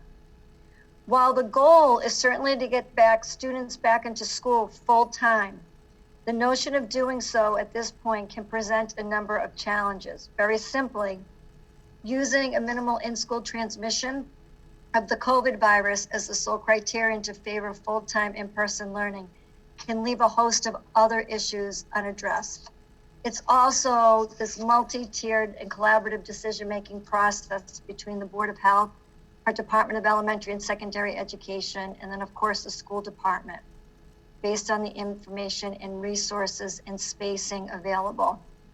While superintendents have been strong advocates for as much as in-school learning as possible, there are several realities that require the governor's help before these months of planning can be altered. Superintendents across Massachusetts would welcome any statewide efforts to address these issues that are beyond a local community's power to impact. With the assistance and support, though, we do look forward to a time where more in-school learning is both feasible and achievable. However, I just want to note for Walpole that due to this guidance that we are continuing and will continue to evaluate our current model for students. We've been doing this as soon as we saw the conference on Friday. So we're still looking at that. And that we will continue to meet important educational and safety standards. And I just want to say, and I mentioned this in some of my emails to families, like many of you, I too struggle with limited in-person learning of our students. It's been difficult for educators, families, and students alike. I really appreciate the patience as our leadership team continues to work collaboratively with the Board of Health, with the school committee, and the Walpole Teachers Union. We expect to make incremental changes in enrollment, as we're doing so as recently as this weekend. As we move forward, this will be a thoughtful and collaborative process. I also wanted to just mention snow days. I know that might be a hot topic for some people and wondering what is going on with that. Well, now that we'll soon be entering the winter season, you might be wondering if snow days will be different during this pandemic. First, as a reminder, the superintendent of schools is responsible for the final decision. Yes, I love that decision. Based on various weather-related factors and information that's received from the Department of Public Works, who is fantastic. They take my calls at midnight and they take my calls at 3:30 in the morning, so I can get an update. This year, due to our hybrid and remote learning models, the Commissioner of Education indicated that he will allow us, instead of canceling school due to inclement weather or other unforeseen natural events, we may call a district-wide remote learning day. This day will count as a day of school, and all students will be expected to log on to receive remote instruction and assignments. However, if there's extensive power outages in the town of Walpole, the school system will call a weather outage day, and the day will have to be made up in June. Since school opened, our teachers have been preparing for the possible need to revert to remote instruction, so we will apply this preparation to the snow days as well. I don't have to mention the middle school building project, but I am going to mention again, Community Forum, November 24th, 7 p.m. Please join us so we can continue this discussion for an exciting opportunity for Walpole. And finally, I just want to mention, and I'll probably mention it, put the link in my some more tomorrow, but we're really pleased to announce this Walpole High School Tech Desk. And I just wanted to show you a little bit of the website. It's designed by Paul Holm. He's one of our high school student help desk technician. And the site features tips and tricks using Chromebooks and other Google apps and provides a link for students to report Chromebook repair requests. Paul also has included a coding page, as you can see on this right-hand side, for those interested in exploring this up-and-coming field and area of study. We really hope that this website is helpful And we welcome feedback and suggestions or questions that people may have. So I just want to congratulate him on a job well done. And that's it. Bridget, how could someone find that website? All they have to do, I'm going to have the link. I'll put it in my SMORE newsletter tomorrow, and they can go right to Walpole High School, and they'll get the Walpole High School link to the help desk. Perfect. Great. Thank you. Are there any questions for Dr. Goff about any part of her report? Okay. Thank you very much. Oh, Carrie, yes. Go ahead. Just a quick one. I completely agree, Dr. Goff, that more support at the state level would be needed to significantly alter what we're doing right now. But if you have any specifics for people who might be wondering what types of things you're thinking about. I think that just looking at it's sometimes it's tough, to be honest, that sometimes it's not a mandate, or you're trying to you're looking to do something a certain way, and then it's left up to the local districts, and then something else comes, and I know we have to change on a dime. But looking at the state level, and I think that we've had the opportunity to get some resources, which has been really nice. But leaving up, for example, your 6 foot rule or your 3 foot rule, right? Taking a look, we have a great Board of Health that we work collaboratively with, but we just really don't want to have something that pits districts against districts. We want to be able to work together as a state and make sure that we get these children back in person, but we do it as safely as possible. And there are some questions of, are our cohorts working because we're at a 6 foot distance, or can we move on it? And it's just to really have these answers and to, sometimes have a collective decision statewide, so to speak, if that makes sense. But with that being said, we're working on it. Great. Thank you very much. Okay, that gets us to our next item, which is subcommittee activity. I know that there was a superintendent's evaluation subcommittee meeting, and Mary, can you make sure that the goals get shared with everybody on the committee, please? Maybe by the next meeting, that would be helpful. Yep, I'll get them out and share them. Thank you. And there was also a special ed subcommittee meeting. Kristen, do you want to just give a 2-minute summary? Yep, so there were 4 topics that we addressed in the subcommittee meeting. One of them was something that Dr. Goff just mentioned, was getting some of the high needs students back. So there have been, in all buildings, principals are making recommendations to getting those kids back. So that's happening when the resources and safety meets those needs. We talked about some additional hires at the middle school. I think when Dr. Quealy presented a while ago, he talked about that being one of the challenges, and some of those hires have been made. So that's supporting the middle school. There have been some changes to academic support in the high school. Thank you all for the creative solutions that people have worked together to recommend a few different solutions for each of the students next semester, which adds academic support and hopefully doesn't impact too many of their electives. So that was great news. And then the 4th thing was that there were some contractors added to help with testing at the preschool level, so that the staff could be deployed to deliver services instead of that testing, because there was a little bit of a testing backlog. So I think those are the 4 topics that we addressed. So it's great news. I think there's been a lot of movement forward in each of the levels. So thank you. Great, thank you. Okay, that gets us to the citizens' comments portion of the meeting. Are there any citizens who would like to enter into the chat and and add a comment.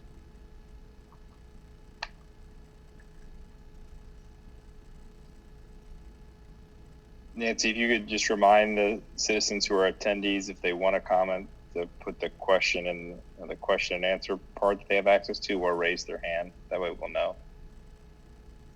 Okay, can you or somebody else handle that, because I don't see that? Yes. No, that I just did it. I'm sorry. I meant I'm reminding them. Sorry about that. Thank you.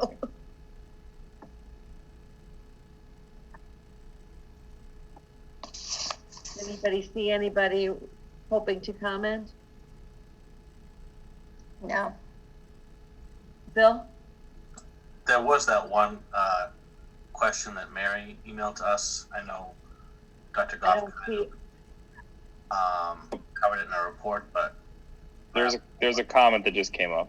Okay. Yes, I see one. Can somebody please tell me what it is? Hold on 1 second. Bill, do you see it? Yeah, good evening. I have a comment and a question. Don Nee for West Pine Drive, Walpole. Okay. Let them in. I can let, All right. yep. Are you doing it, Brittany? Yes.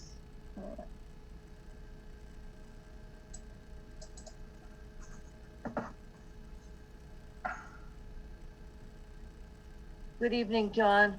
It's your chance to talk if you'd like. Good evening. Thank you for having me. So first of all, I just wanted to make one comment, and then I had one question, if you give me one moment. First of all, I would like to acknowledge the heartfelt comments made by Ms. Groden regarding the important work she's doing to bring food and nutrition to our community. It's truly amazing. I was not aware of the extent of the tremendous impact this team is making, and I'm grateful for their work and dedication to the people of Walpole. So that's just one quick comment. And a question. As I speak to other parents, I know that we have struggles with the hybrid model. And so I would be interested to hear what members of this committee would say to parents whose students are failing under this hybrid model. There are many students falling through the cracks, students who are disengaged and unmotivated. For juniors and seniors in high school, this could be putting their future in peril. And while I commend and applaud the faculty because this is an extremely difficult situation and they are working very hard, I would like to know very specifically in detail what the plan will be to help those students. Thank you. Well, thank you both for your commendation and for your question. As we accept comments in a format like this, we don't have an answer for you this evening. We're going to be working on it and over time. It is something that is completely on everyone's mind to try to catch those students who are just not able to seem to engage so far. I can tell you we're working on it. That's basically what I can tell you for tonight.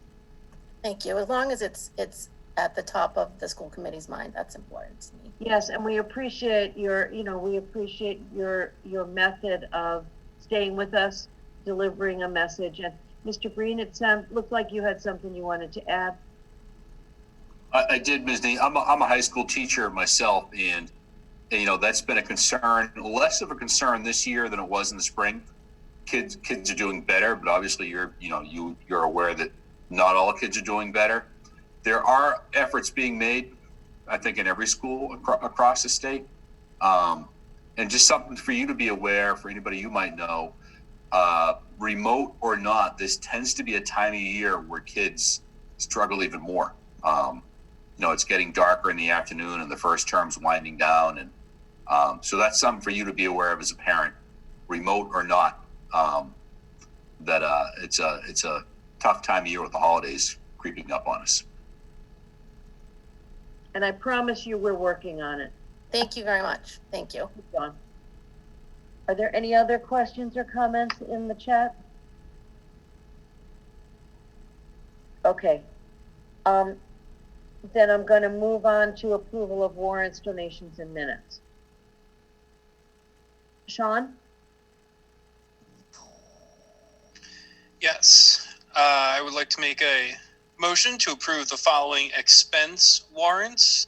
for the amounts listed in your packets. Number 221018 and 221019. Second. There's a motion by Sean, a second by Carrie. I'll take a roll call vote. Bill? Aye. Mark? Yes. Jen? Yes. Carrie?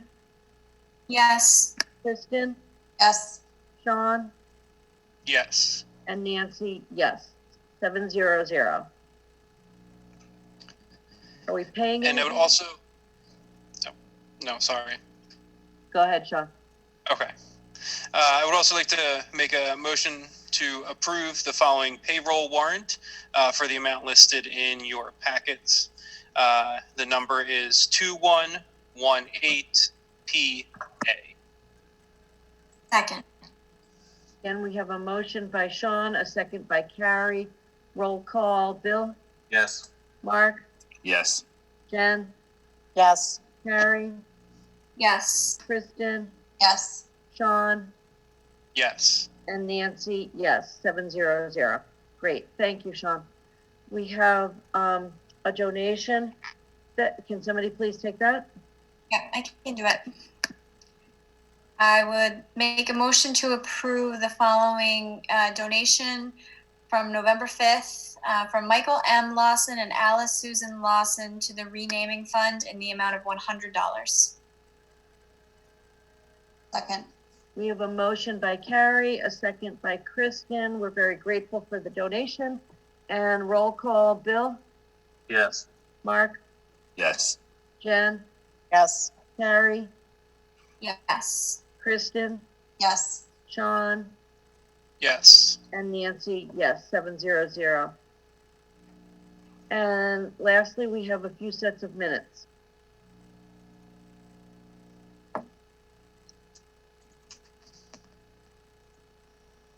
Somebody want to make a motion for the minutes, please? Sure, I can take those. Thank you.